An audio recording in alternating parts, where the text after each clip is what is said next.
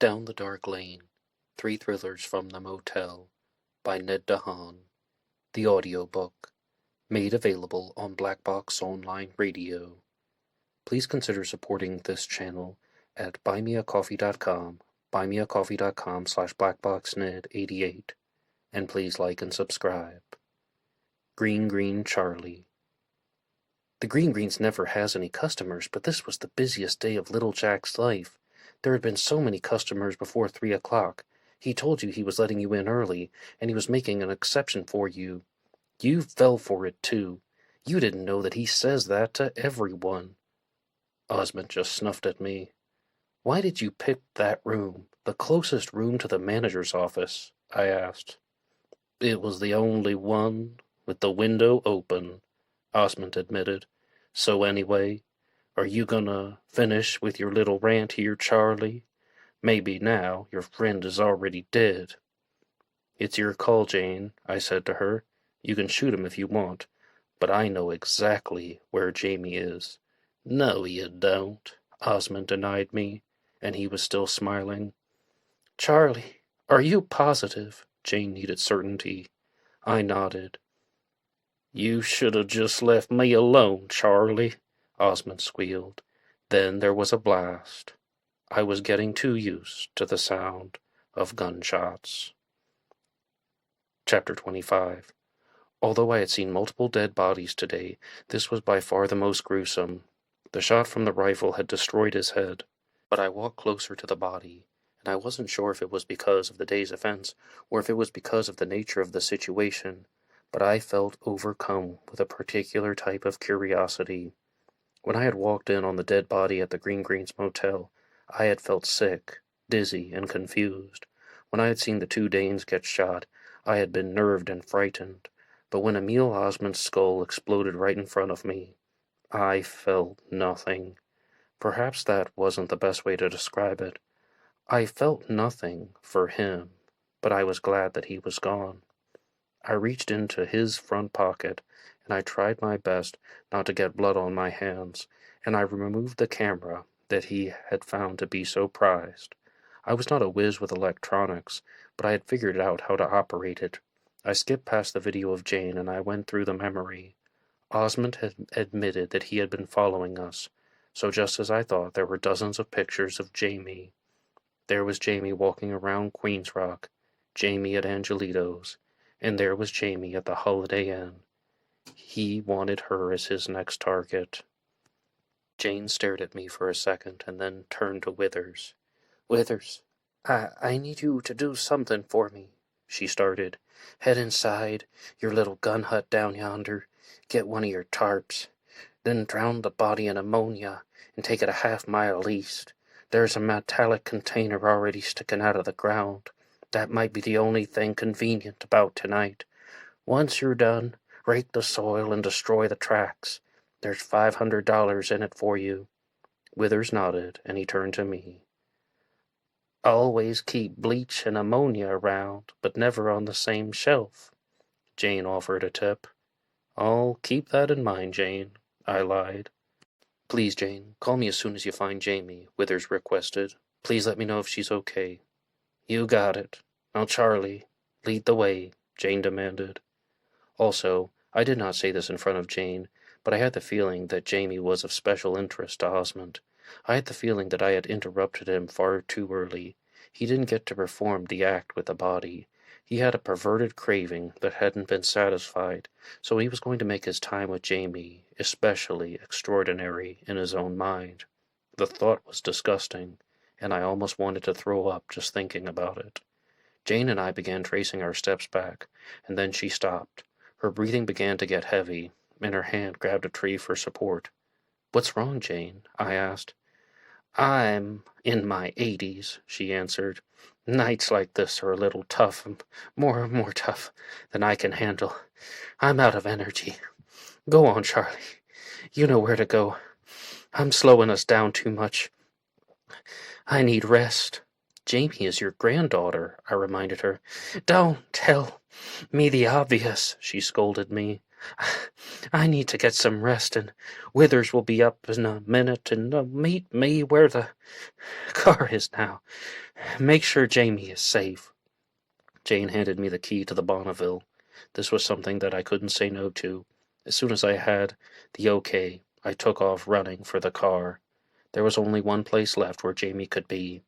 Osmond had emerged from the tree line near the trailer where he had found me, and that was where Jamie was located. In some ways it was a good idea that Jane didn't join. Perhaps this would be something that Jane wouldn't want to see. Because of how strange I felt, I figured Osmond's form of logic. In about 3 minutes I was at the Bonneville. I was so out of shape that I was panting like crazy, but now I had to drive. I sat right down in the front seat and I ignored the drying aura of blood from the two Danish people. I drove quickly around the curves, but not as quickly as Amelia Olsen had. I drove until I came to the trailer for the second time that night. I'm not sure why, but it was a surprise to see the two Danish bodies still in the grass. I felt a small chill as I had looked at the shed where I had been a temporary prisoner, but what I needed was far beyond that. I ran to the trees and I had to step over a few logs, but I searched through the edge of the woods, and I found Jamie Laurent. Chapter 26. The mind of Emile Osmond was something that I was not sure I could completely understand, but the fact that I was on page with so many things now made me question my own sanity. As soon as I saw Jamie, I turned my eyes down for a second. She was completely naked, just like the man in the greens, and I had walked toward her, and immediately I dropped my black shirt over her body. The only answer I could figure was Jamie had gone into the woods to meet Withers. She encountered the two Danes, and they had buried her alive in the metal box, but Osmond was watching her every move. Once they were out of sight, he had removed the body and taken her here. Osmond had wanted Jane to watch. That was clear because of the metal chair with a set of chains hanging from it. They were identical to the chains hanging from the bedposts in the motel. There were also 3 sets of chains and cuffs on the ground next to the chair. I could only guess that one of them was for me.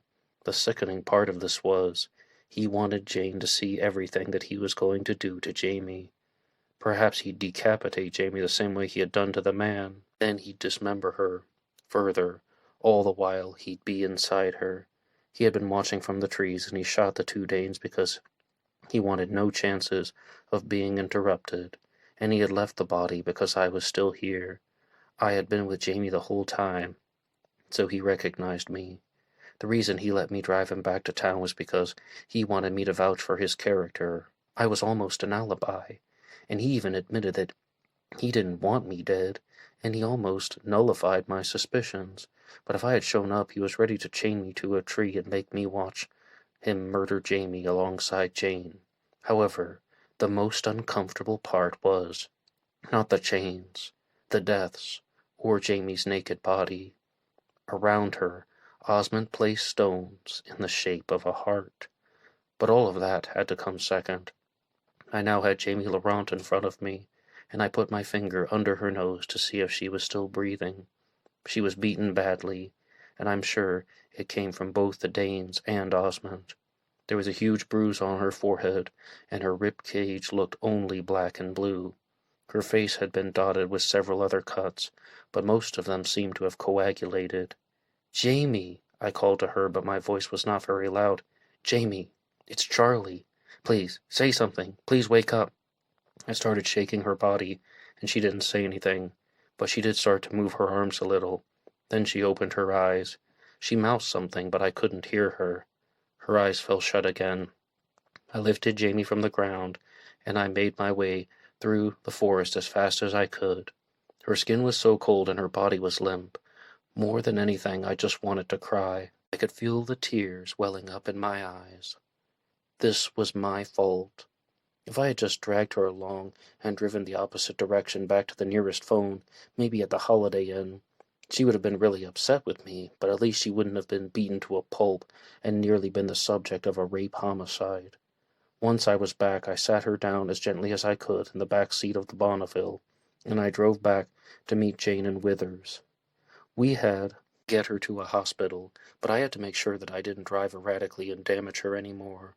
Her eyes were blank, and I saw Jane and Withers on the side of the road. "She's here," I announced grimly.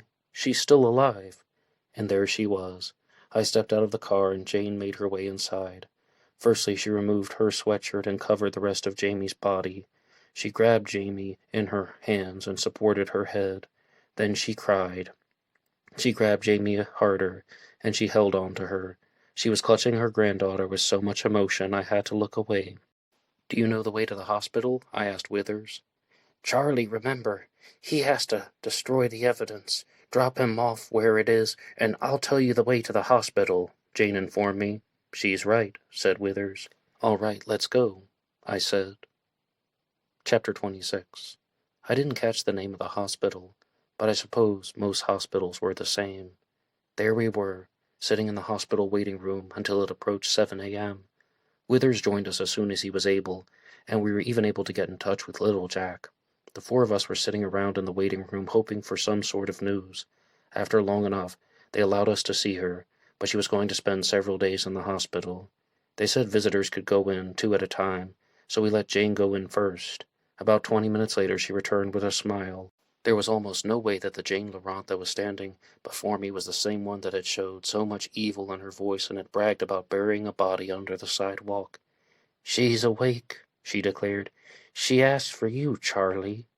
No one had said a word to me for 2 hours, so I was a little spacey, and I hadn't had any sleep at all, but I nodded, and I followed back to the room. Jamie was awake in bed, and she looked really out of it, but her eyes were still open, and she smiled as I entered. The smile was a nice diversion from the IV and the tubes that were sticking out of her. "I am sorry," was the first thing I could say. "Why?" Jamie sounded with the softest voice in the world. "What did you do?" "I shouldn't have left you alone," I confessed. "I kinda pushed you away. I got caught up in looking for answers," she realized. "But I'm an adult. I made my decision." The words did not lighten anything for me. "I could have stayed with you," I pointed out. "Forget that, Charlie," she begged. "Listen, there's a reason why I wanted you back here, but I don't want you to be sorry. I wanted to tell you I am what I am, and you saw a side of me most people don't get to see, but that's just me. I don't show that side to everyone, but I'm not ashamed of anything. I'm not sorry for what I am, and you shouldn't be either." I remember how I felt when Jamie had tried to use me. I had been angry, almost to a boiling point, but now I felt nothing like that. I realized that the way Jamie thought and acted was a difference that could not be overcome. We were just going to be two different people, going in two separate directions. "So, I will say I'm glad to know that Amelia was lying to me, and you were not some kind of murderer," Jamie joked to me. "So, are you going to tell me everything that happened last night?" "Your grandmother will fill you in," I told her. "But I'm glad that you're going to be okay." Jamie looked really disappointed, and in some ways I was disappointed too. When I saw Jamie, I thought she was the beautiful creation of perfection. Now I just thought she was an ordinary liar. "So was every night in Queen's Rock like that?" I asked her. She laughed softly. "Pretty much," she joked once again. "So tonight, I'm gonna take it easy and boring." I disagreed with a lot of things about Jamie Laurent, but I thought that she was right about one thing. I was Charlie Roberts, and she was Jamie. Neither one of us should have been sorry for that. I smiled, and then I got up and headed for the door. I looked back as I said goodbye, for I knew it be the last time that I would ever see Jamie. I was caught up in the bizarre happenings of last evening, but I knew that things were going to get just a little bit more bizarre. Chapter 27. The name Amelia Olson was right across from Jamie's room. It had been written on a card next to the door in black marker ink. I looked inside and she was fast asleep.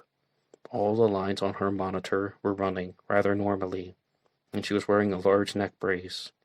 My own neck felt stiff, stiff like a petrified sycamore just looking at it.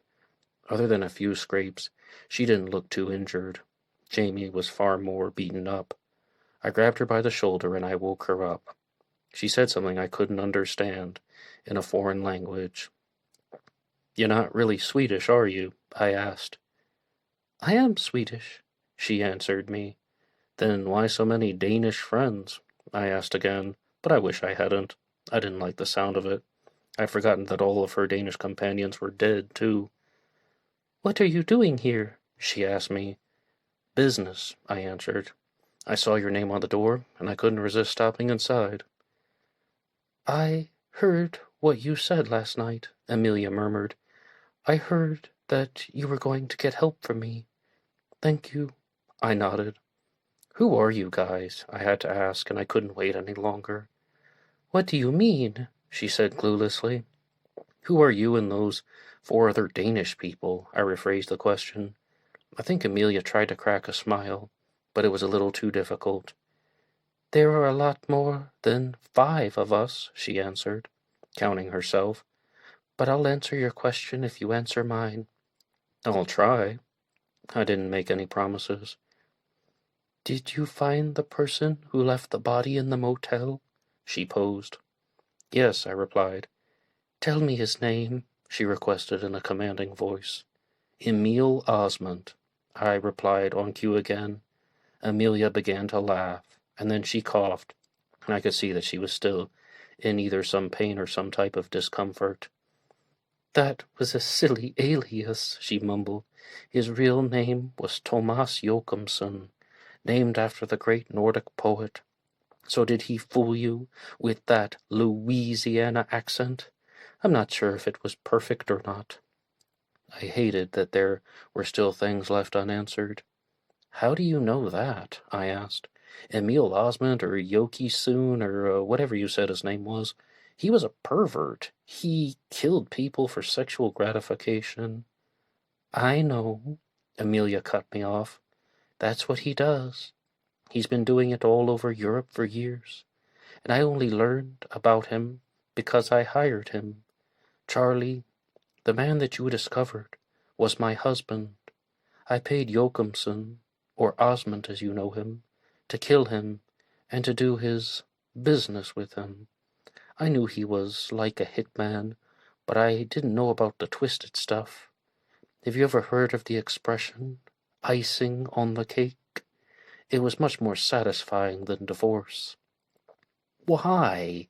My next question came instantly. "Because I hated him." She actually winked at me. "That's what you do to people you hate. If only I had known that before I had married him. Sooner or later, they're going to figure out who he was, but I hope by then I'll be long gone. Thankfully, my neck isn't broken. I'll never want to drive again, though." The night had been a confusing twist and turn of events, and in the hype I had almost forgotten that 2 of the Danes had made me their prisoner. They had knocked me unconscious and tied me up in a tool shed. Then they had beaten me out in the trailer yard. And although Osmond had come to my rescue, it was only for a secondary motive. He needed the privacy for what he was planning to do to Jamie, and he was going to try and become a real bounty hunter, or collection specialist, as he called it, even though that was a made-up story. It sounded like everyone was in agreement that the police department had posted a real reward for information leading to the discovery of this person named Christopher Mounds. But the point was, I was now starting to feel some anger over what had happened. I suppose Jamie would feel the same way toward Osmond. "Now answer my question," I included. "Who are you people?" Furthermore, I could have added, what did her husband do to make her hate him so much that she would want to have him murdered and have his body defiled by a sociopathic rat? Amelia looked at me, and she appeared as if she didn't know what to say. "I already know you're not professionals," I started, "so you don't have to worry about that." "What?" Amelia tensed. "Not professionals?" "Osmond told me that you and your 4 friends were the ones who left the body in the motel," I went on. "He said that you were after a wealthy individual and you killed him and you stole his identity. Then you dumped the body in a weird scenario so it would throw off the police until you were out of town. But that was all made up." I mean, that was just his little fake story. Amelia nodded slightly, confirming Osmond's deception. I had felt so pathetic that I had believed him for a second before. "So what are you?" I asked, anticipating the response. "Come closer," she requested. I had brought my ear closer to Amelia, and she whispered something. I stepped back for a second. "Q is for qualms," was the sound in my ear. Chapter 28. Q is for qualms? I stared down at Amelia, and now I was sure she was grinning. I got up, and I turned. "Thank you for that," I said. Just like that, I was out the door, and I made my way to the hospital waiting room as soon as I could. "Jane," I called to her. Little Jack and Withers were nowhere in sight. I was guessing that one of them was in with Jamie, and the other one might have been in the bathroom or perhaps in the cafeteria. I virtually threw myself in front of her, and I tried to bring her to her feet. "Q is for qualms," I repeated the phrase. "Well, okay," she was baffled. "What are you talking about, Charlie?" "The QQR grocery in Queens Rock." QR stands for Queens Rock, everybody knows that. But I asked Jamie, "What does the extra Q stand for?" And she said, "It's a mystery. But I know now it stands for qualms." "Okay, what does that mean?" Jane asked. "Qualms means doubts, worries, suspicions, or even fears." "I know what the word means, Charlie. What's your point?" she demanded. "Get Little Jack's keys," I suggested. "Let's take a drive." Chapter 29. I had never been inside the building, but I was standing before the QQR alongside Jane. It was cinder block, or maybe some other type of concrete block, and it had a layer of white paint over it. The sign was written in red letters against a white background. "Now what?" Jane asked me.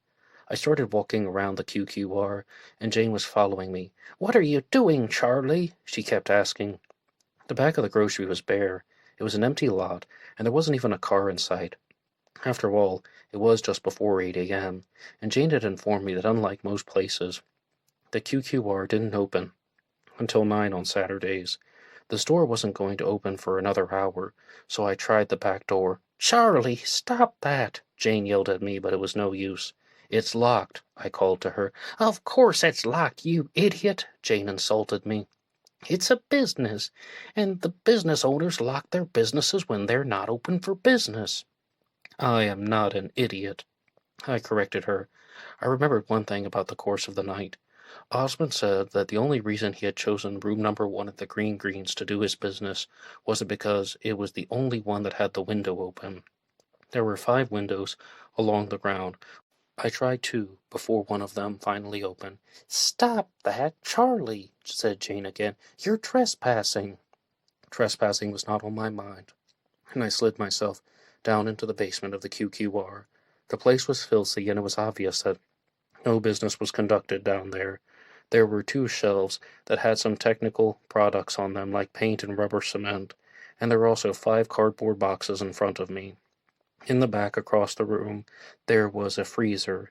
It was one of those large commercial freezers that looked like it stored ice cream. I had seen them as a kid, but this one was enormous, and it stood out to my eyes above everything else. In there, above it, in big red letters, was the word qualms. "Can you get down here?" I asked Jane, through the window.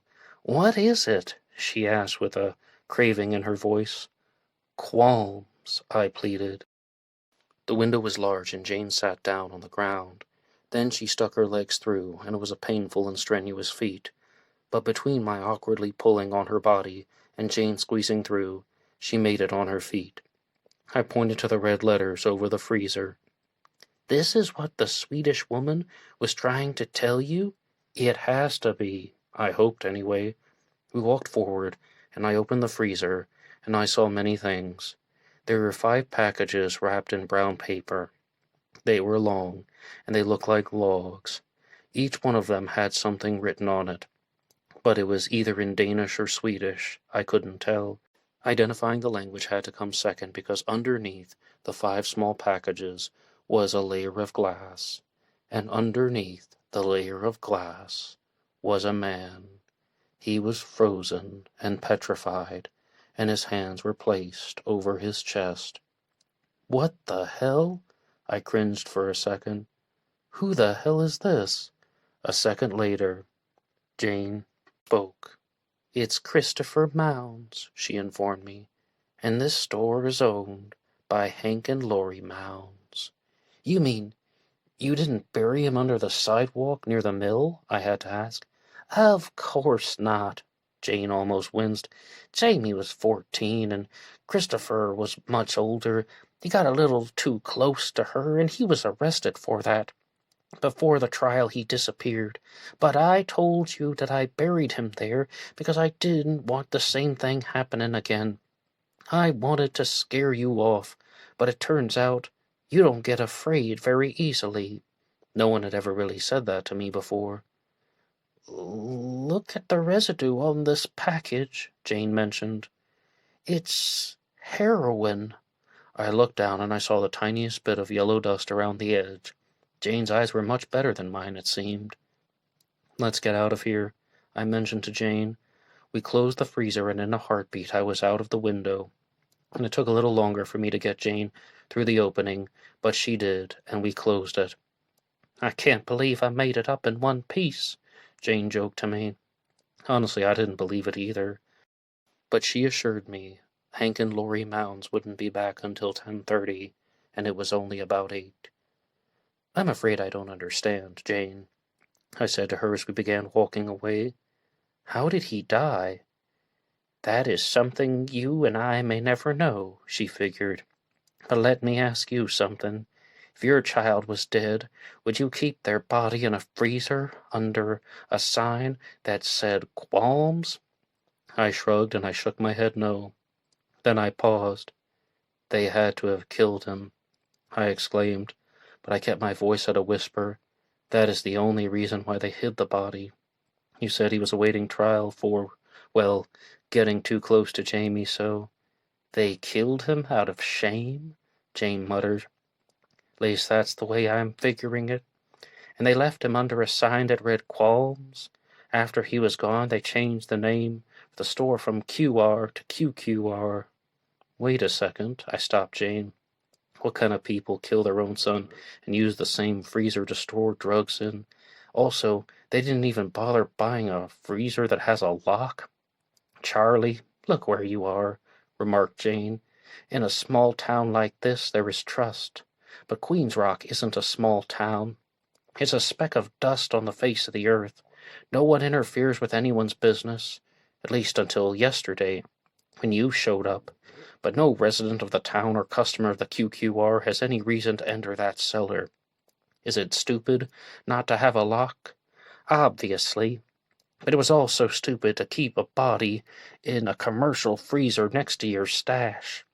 I can't believe it. I really can't believe it. Hank and Lori Mounds are in the drug trade with those Europeans. There was a rumor that Chris was selling, but I had no idea that it was a family pastime." "Well, now you have an option," I said. "The police department has a $100,000 reward for information leading to the whereabouts of Christopher Mounds. It's all yours if you want it." Jane took a deep breath. "I'll sleep on it," Jane replied. "But Hank and Lori Mounds, killers and drug lords. If I hadn't seen that mountain of evidence, I never would have guessed it. I think this about does it. Once Jamie is better, we are getting out of this town." Jane and I got back in Little Jack's truck, and we drove to Dallas Warden's mechanic shop, and Jane actually woke him up in his trailer, which was out back. I almost made Jane knock because the last time I had knocked on the trailer door, I ended up with a head wound, but there was no reason to be afraid. We drove back to where my Volvo 240DL was sitting on the highway, and he put a new wheel on. He charged me $70, and I did not care about the price at all, because I didn't have to pay for a motel room last night. Everything was just as we had left it. Jane's Cadillac was on the wrong side of the road facing my Volvo, and the neutron star bag was still sitting on the asphalt in between them. It was exactly what Jane had said about trust in a small town, even though she had called it a speck of dust on the face of the earth. After Dallas Warden fixed my tire, I shook his hand. Then I also shook Jane's. "Stay out of trouble," she advised me. "Tell Jamie I said get well soon," I closed. I carried the neutron star bag over to the car, and I placed it in the back seat. And this time, it really didn't seem so heavy. Then I was back into my car that had half a tank of gas. I could fill it up completely, but I guess that half a tank might get me home if I didn't get lost. Then I could make Jessie pay for the rest of the gas on our trip. It seemed like eternity since I had been on the uncomfortable vinyl seat of my Volvo 240DL. I was supposed to spend the entire day in the car with Jessie, driving out to the Midwest, but I hadn't slept at all. I hope he didn't mind that he would be doing the driving on the trip while I would be asleep in the passenger seat. My keys were in the ignition, and I turned the car on. It wasn't until this point that I realized just how tired and hungry I was. I wanted to drive out to the beach for just one relaxing day before I was going to take this excursion up to Wisconsin of all places. But now, I was driving out of Virginia, and I was on the highway. There was no doubt in my mind that Jane Laurent was going to call and report the owners of the QQR. She had said it herself, she wanted to make a better life for Jamie. $100,000 couldn't buy the world, but it could make an impact. But then, one thing made me laugh, and I was back on laughing to myself for silly reasons. Thomas Joachimson had created the name Emil Osment. I was just guessing, but I was pretty sure he had named himself after Emily Osment, sister of Haley Joel. Maybe at the hotel tonight I would force Jessie into watching Spy Kids 2, pending that the hotel didn't charge for movies, or more importantly, didn't turn into a perverted crime scene. As I drove away from the town of Queens Rock, I knew that this was a town of secrets and almost pure disgust. Yet as I drove into the sunlight, everything seemed so ordinary, at least now. If anyone asked what the weirdest night of my life was, I had an answer. The end.